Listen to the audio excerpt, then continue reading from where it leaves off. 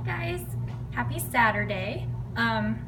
So today in my video I wanted to just show you guys a little bit about how I make my Shakeology and how I have a blast doing it.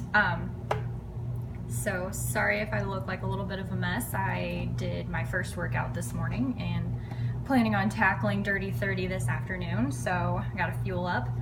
So we're gonna do that with my Shakeology. So I am doing green berry today. This flavor is kind of a, you either love it or you hate it. I personally really like it. It has to me a little bit of a raspberry flavor, and it blends very well with almost any kind of fruit that you can throw in it. I actually bought a bag of frozen mixed fruit from the store that has peaches, pineapples, mangoes, strawberries, just a bunch of different things. I throw that into it quite a bit and it is very tasty. But today I'm actually going to be trying something a little bit different, so I will get to that here in a couple minutes. Okay, so what I am making for my Shakeology recipe today is, in addition to the green berry, I'm going to use some orange juice. When I do orange juice, I typically mix about half a cup of orange juice and then half a cup of water, just because orange juice kind of has a lot of sugar in it, and kind of a lot of calories, so I just try to do half and half so I'm not getting quite so much. And if you have your little Shakeology shaker bottle, it has these really convenient little measurements on the sides, so you don't need to dirty up any other measuring cups or anything like that. So I put my half cup orange juice, and I'll do my half cup of water. Okay, so we've got that in my blender. Next I usually put in the Shakeology powder. I don't really know that the order matters, but I would not recommend putting the Shakeology powder in first, because I found that if you do that, it tends to stick to the sides and the bottom of your blender, which in my mind means less of it getting into my body and less nutrition getting into my body. So I just found that it tends to mix up better if you don't put the powder in first. So next I'm going to add some spinach. I like to put spinach in my shakes because it doesn't really alter the flavor very much.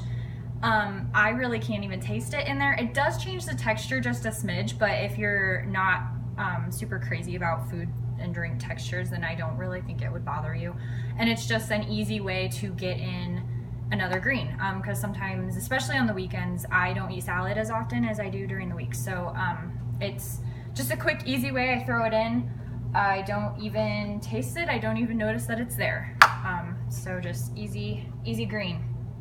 And I'm also today going to add half a banana, which I've already broken up into my little chunks, and drop some on the floor while I'm at it. And I'm also trying something different today. I've never tried grapes in any of my shakes before, but I have some in the fridge and they were getting to the point where I need to hurry up and eat them, and or they're gonna go bad. So I figured I'll throw them in my shake today because this green berry really blends really well with any kind of fruit. So we're gonna give it a shot. That's one of my favorite things about Shakeology is it's fun. You can do something different every single day. Sometimes I put coffee in my Shakeology, probably not the green berry, but it's really good in the chocolate or the vanilla. Sometimes I'll put seasonings like cinnamon or nutmeg. I like to switch up my fruits. Peanut butter and banana is really good together in Shakeology. So you really never get tired of having it every day because you can switch it up, and you'll find your favorites and you'll keep going back to those like every other day too. So then I like my Shakeology with a little bit of ice. Some people don't. Some people just blend it and drink it that way, and that's perfectly fine. I like it to have a little bit more of that smoothie feel to it. But I will say, especially if you're using frozen fruit versus fresh, don't overdo it on the ice, unless you want a really thick, almost need to eat it with a spoon type smoothie, because I have run into that before. And it's almost too thick. I like it a little bit of a lighter consistency, so it's easier and easier for me to drink. So then we put our lid on, and we start the blender, and it's really loud, so apologies in advance.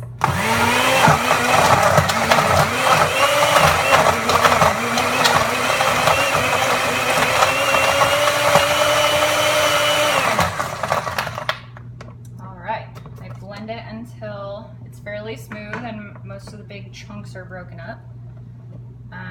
And then I just pour it right into my Shakeology shaker cup.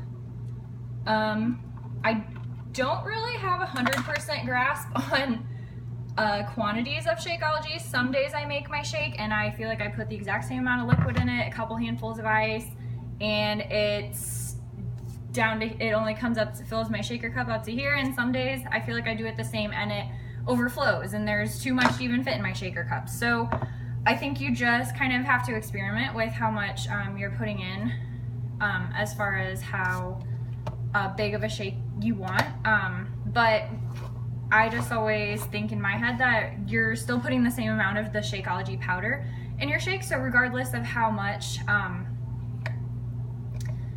other junk you're putting in there, you're still getting your dense superfood nutrition. So there's my shake for today. I'm really excited to try it, and I think you guys should definitely try Shakeology too.